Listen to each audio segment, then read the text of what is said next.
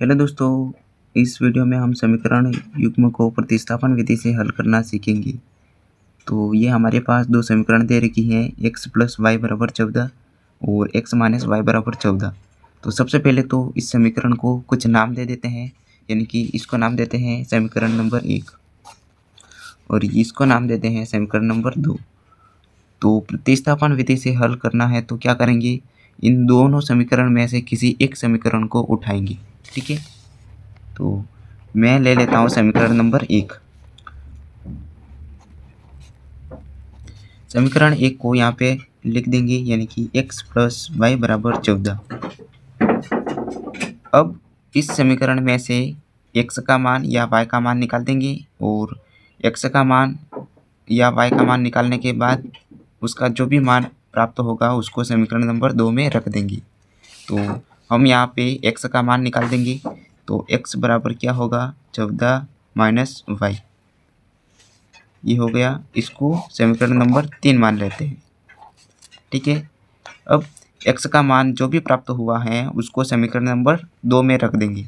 तो क्या लिख देंगे, समीकरण 3 का मान समीकरण 2 में रखने पर। तो यहाँ पे लिख देंगे समीकरण 3 का मान समीकरण 2 में रखने पर।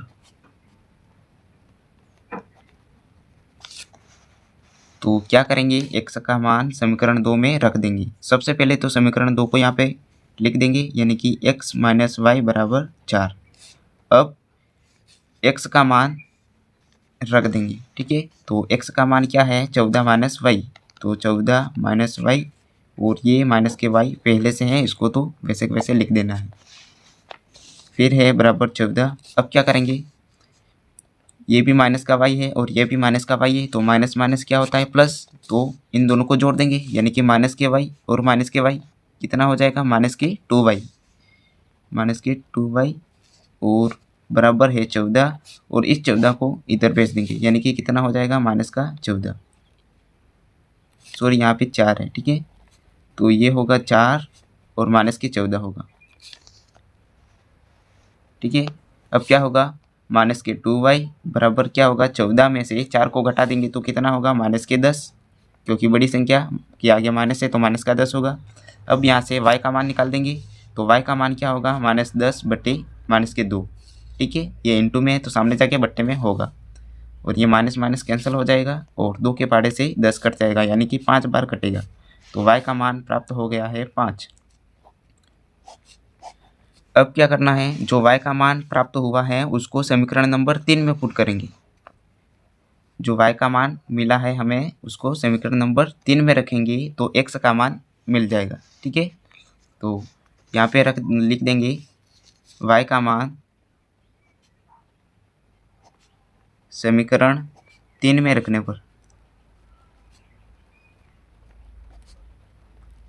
तो समीकरण 3 कौन सी है, उसको सबसे पहले लिख देंगे x बराबर 14 - y। तो समीकरण नंबर 3 को यहाँ पे लिख देते हैं x बराबर 14 - y।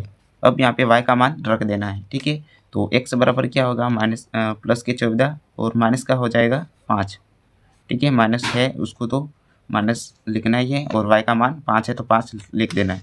तो x का मान क्या प्राप्त होगा, 14 में से 5 को घटाएंगे तो 9। ठीक है, तो x का मान 9 प्राप्त हो गया और y का मान 5 प्राप्त हो गया। इस प्रकार से समीकरण को हल करते हैं प्रतिस्थापन विधि से।